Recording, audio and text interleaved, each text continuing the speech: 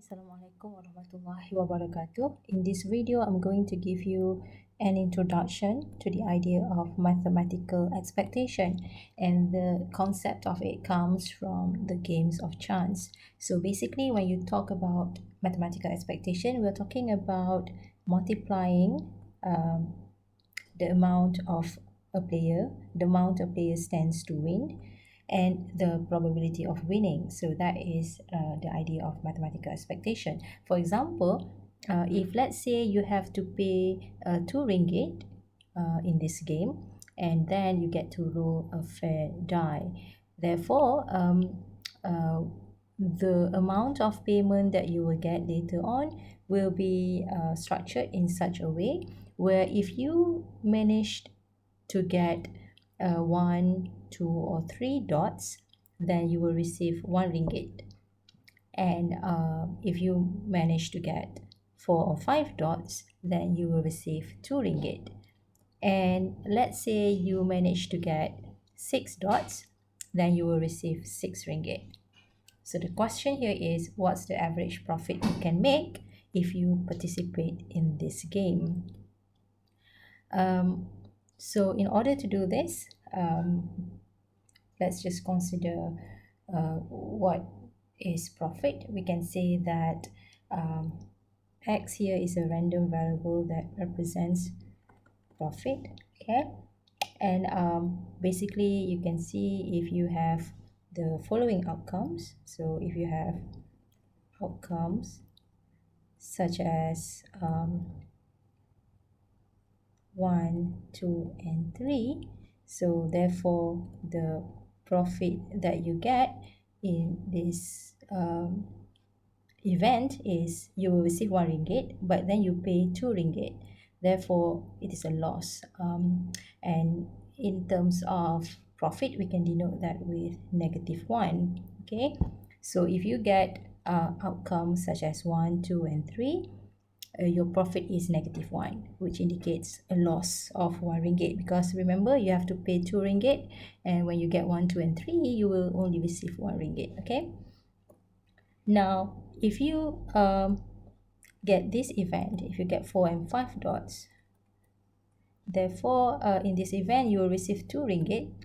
And remember that you already paid 2 ringgit in advance in order to participate in the game, therefore your profit is 0. Okay, you get nothing really. Next, if you manage to get the number of dot as 6, then you will receive 6 ringgit. But remember, you already paid 2 ringgit for that, so your profit is going to be 4. Okay, and x here again is a random variable that represents profit. So what we need to do is we need to know what's the value of x. Again, x is the amount a player stands to win in this case. So x here is, according to what we've got right here, we can write down the amount of profit as you can get -1, you can get 0, and 4. Okay, now when you talk about mathematical expectation, or the average profit you can make if you participate in this game, it is about multiplying. It is about the product of amount of players stands to win, which is x, and the probability of winning. So now we need to find what is the probability of winning. Okay, well, from this case, you can see that the probability of getting -1, because the fair is the die is fair, therefore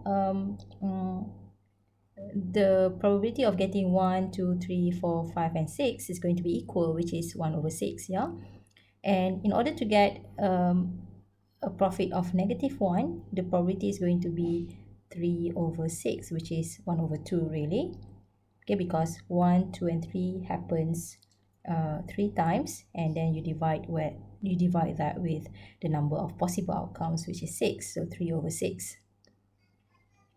Now what's the probability of getting 0? The probability of getting 0 is going to be 2/6, because 4 and 5, the number of times that can happen is twice, so 2/6, and the probability of getting 4 is just 1/6. and just make sure that all these probabilities should add up to 1. Okay, so there we go. You have managed to get what is x and what is px, the probability of winning.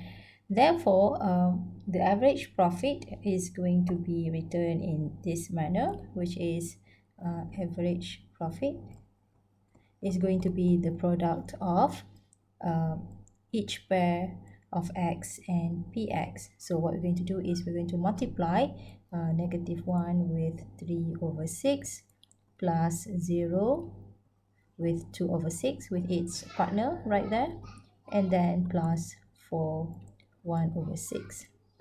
And from here we can simplify that to -1 over 2 plus 2 over 3 really, and this will result in 1 over 6. So interpretation is that if the player keeps on participating in this game for a long run, then the average profit that this person will get is about 1 over 6. Okay. All right. Now let's make a formal definition of the idea of mathematical expectation. Okay. Basically, if you have x, and x here is a discrete random variable, and fx is the value of its probability distribution. Therefore, the expected value of x can be denoted using this formula. So here, x is the random variable. Okay, this one is the random variable.